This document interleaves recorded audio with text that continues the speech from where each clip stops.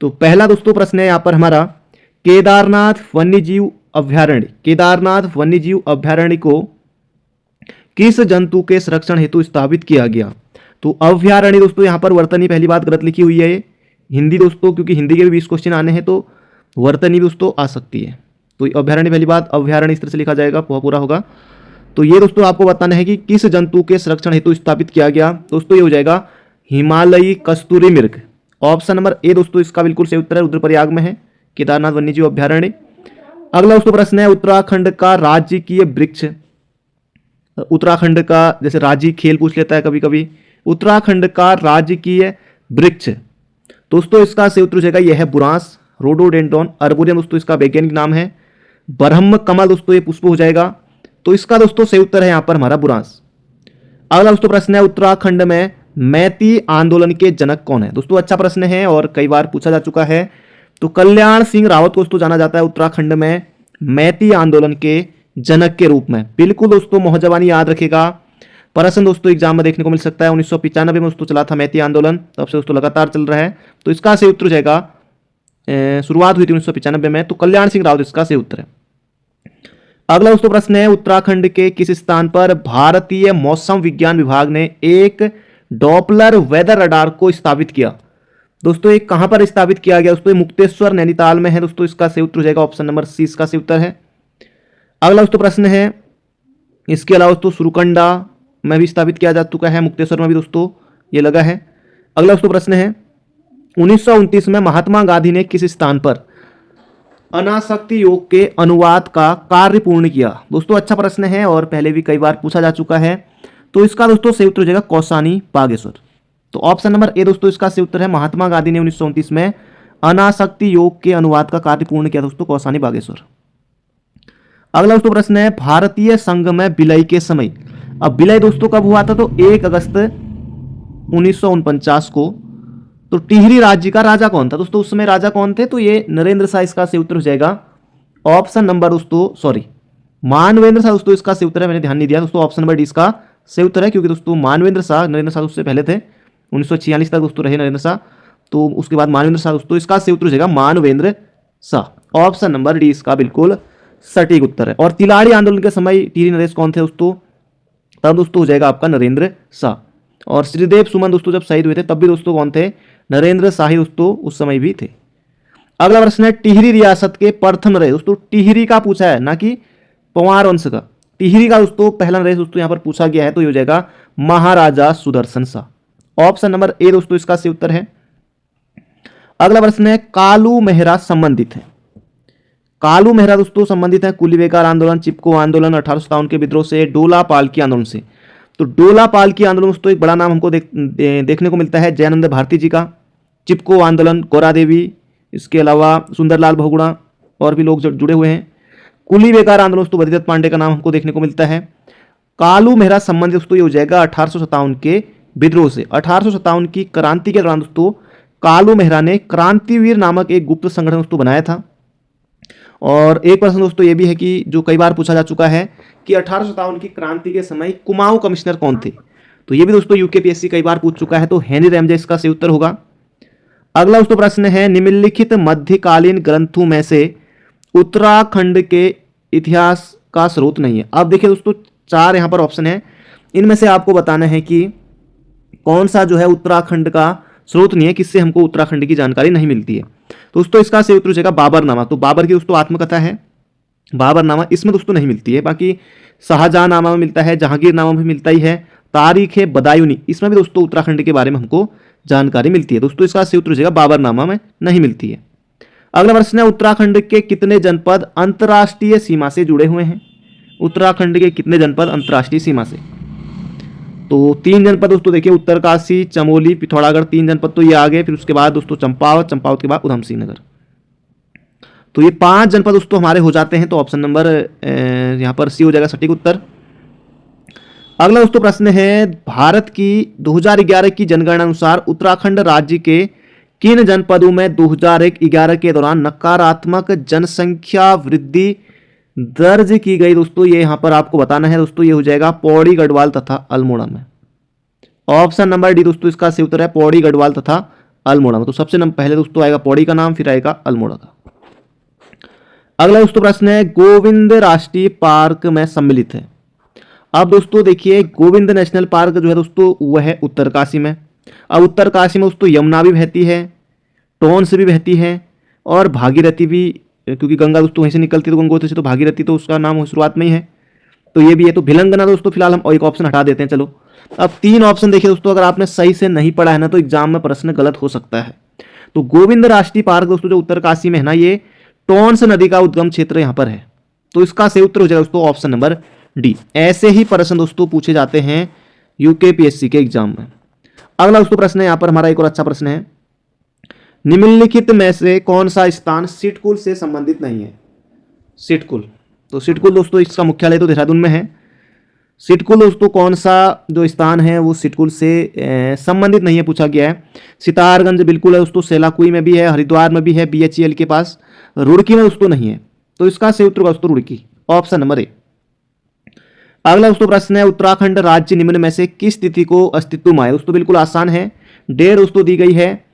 तो 9 नवंबर 2000 को दोस्तों हमारा राज्य बना था। भारत का दोस्तों 27वें क्रम का राज्य था। ये प्रश्न दोस्तों कई बार पूछा जा चुका है, ये भी आपको याद रखना है। उत्तराखंड राज्य निम्न में से किस तिथि को अस्तित्व में आया दोस्तों, ये हो जाएगा 9 नवंबर 2000 को, ऑप्शन नंबर ए। अगला दोस्तों प्रश्न है औपनिवेशिक कुमाऊं और गढ़वाल के निम्नलिखित में से किस कमिश्नर ने राजस्व पुलिस प्रणाली का प्रारंभ किया। दोस्तों अच्छा प्रश्न है, राजस्व पुलिस प्रणाली का प्रारंभ दोस्तों किया किसने किया, ये यहां पर आपको बताना है।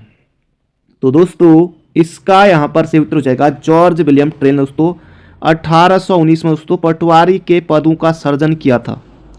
अगर दोस्तों एग्जाम में आई कि राजस्व पुलिस व्यवस्था जो प्रणाली है वो कब से लागू हुई, तो हेनरी रैमजे के समय से दोस्तों लागू हुई थी 1874 से।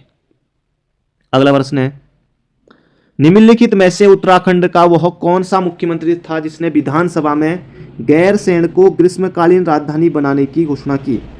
दोस्तों ऐसा काम दोस्तों कौन मुख्यमंत्री करके गए थे दोस्तों, इनका नाम है त्रिवेंद्र सिंह रावत, टीएसआर। अभी दोस्तों ये हरिद्वार से सांसद भी हैं। अगला प्रश्न है उत्तराखंड से कितने लोकसभा सांसद निर्वाचित होते हैं। दोस्तों 5 होते हैं, और 5 में दोस्तों एक त्रिवेंद्र सिंह रावत जी भी अभी हरिद्वार से हैं वर्तमान में। 5 सीट है दोस्तों, और अल्मोड़ा की एक सीट जो है वो एससी के लिए आरक्षित है। अगला प्रश्न है उत्तराखंड में वैट किस वर्ष से प्रारंभ किया गया। दोस्तों अच्छा प्रश्न है, अब तो खैर जीएसटी में सब मिल चुके हैं। तो इसका दोस्तों सही उत्तर हो जाएगा उत्तराखंड में जो वैट है ना, ये कब से शुरू हुआ दोस्तों, 2005 से। उत्तराखंड 22वां राज्य था, अब तो खैर जीएसटी में मिल गया है। अगला दोस्तों प्रश्न है, ये फिलहाल पुराना प्रश्न से छोड़ देते हैं, ये भी पुराना ही दोस्तों, ये नया देखना पड़ेगा हमको। अगला प्रश्न है उत्तरांचल नाम परिवर्तन अधिनियम निम्नांकित में से किस वर्ष अस्तित्व में आया। दोस्तों उत्तराखंड फिर दोस्तों नाम जो है 2006 में ही आया, नाम परिवर्तन अधिनियम। तो इसका सही उत्तर हो जाएगा दोस्तों यहाँ पर हमारा option number C, option number C. 1 जनवरी 2007 से दोस्तों फिर शुरू किया गया, फिर उत्तराखंड लिखा गया। अगला प्रश्न है कौन सा प्रतिष्ठान उत्तराखंड में स्थित नहीं है। इनमें से दोस्तों कौन सा जो है वो उत्तराखंड में स्थित नहीं है, ये यहां पर आपको बताना है।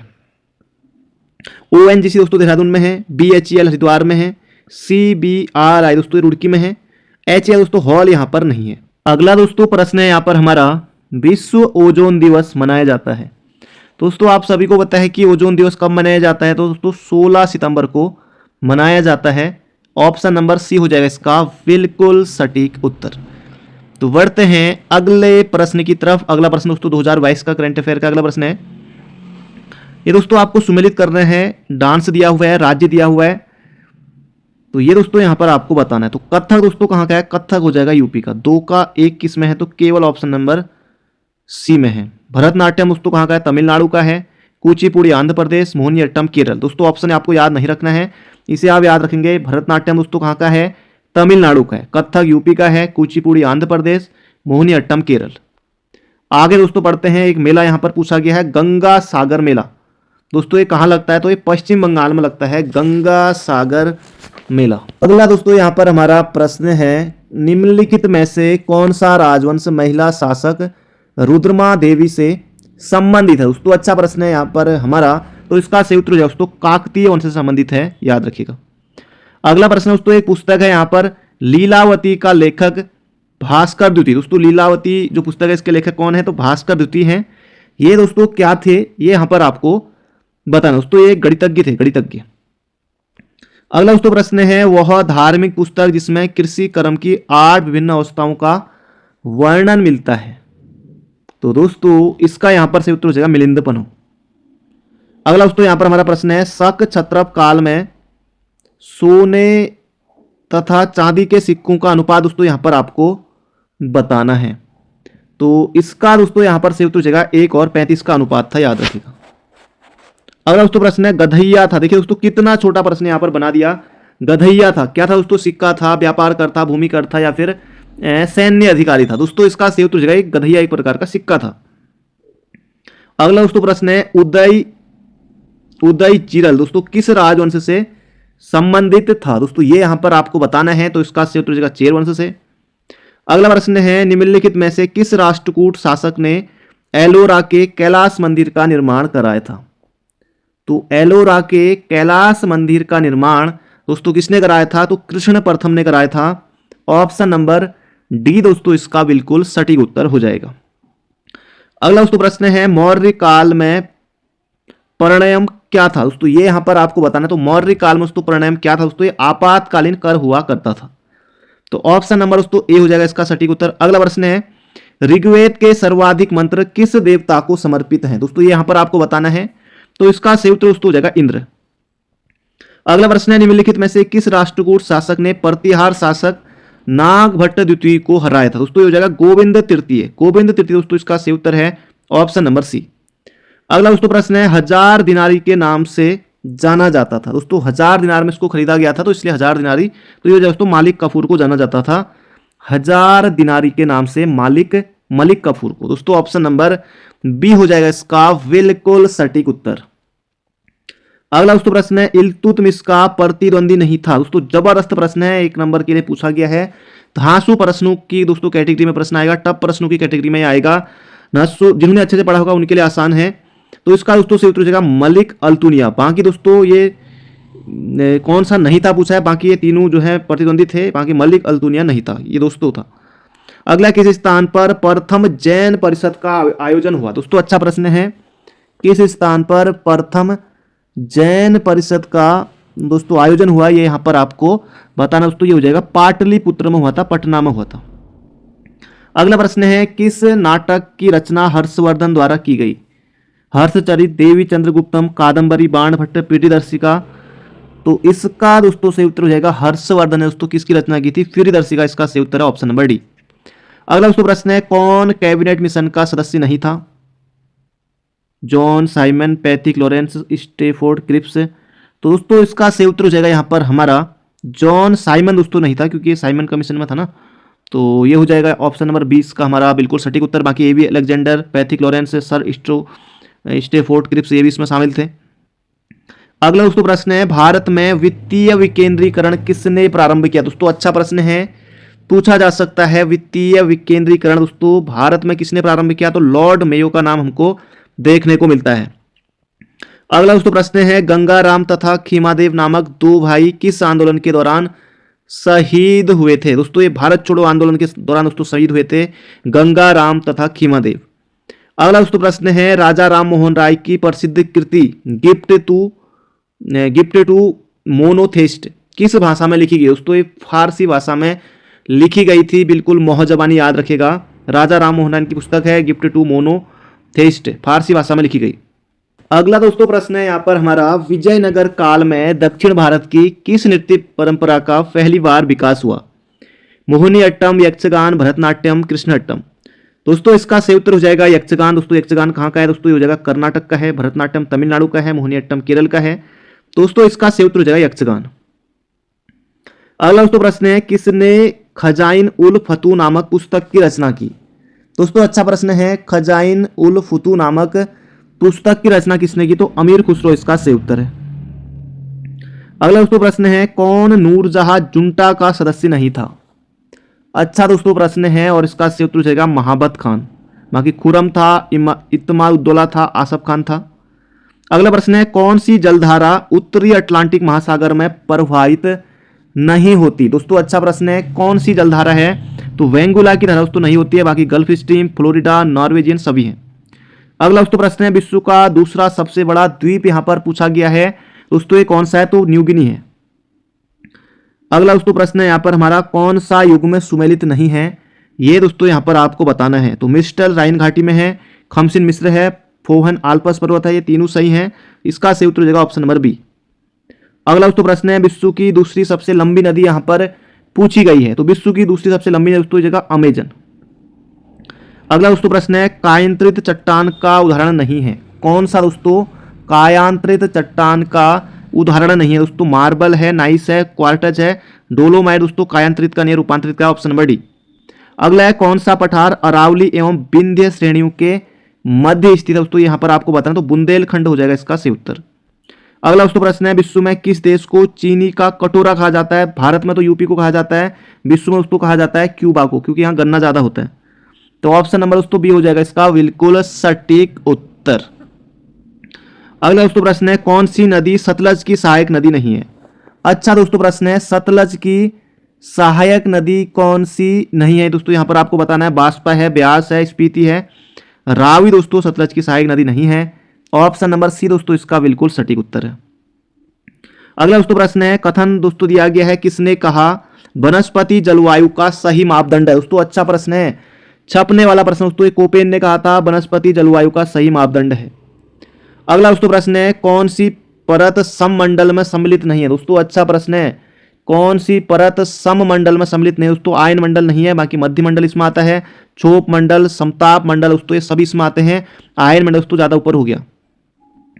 अगला दोस्तों प्रश्न है, कौन सा जो है दोस्तों अफ्रीका महाद्वीप में अवस्थित नहीं है? ये यहां पर आपको बताना दोस्तों, गुयाना नहीं है, बाकी गैबन है, गिनी बसाऊ है, गिनी है। अगला दोस्तों प्रश्न है, संसार की सबसे लंबी धरातलीय पर्वत श्रृंखला दोस्तों यहां पर पूछी गई है। अच्छा दोस्तों प्रश्न है, तो एंडीज पर्वत श्रृंखला दोस्तों इसका सही उत्तर है, संसार में सबसे लंबी धरातलीय पर्वत श्रृंखला। अगला दोस्तों प्रश्न है, जहां पूर्वी घाट और पश्चिमी घाट मिलते हैं वहां कौन सी पहाड़ियां? दोस्तों ये भी अच्छा प्रश्न है, पूर्वी घाट और पश्चिमी घाट दोस्तों जहां पर मिलते हैं दोस्तों उसे कहते हैं नीलगिरी की पहाड़ियां। ऑप्शन नंबर ए दोस्तों इसका सही उत्तर है।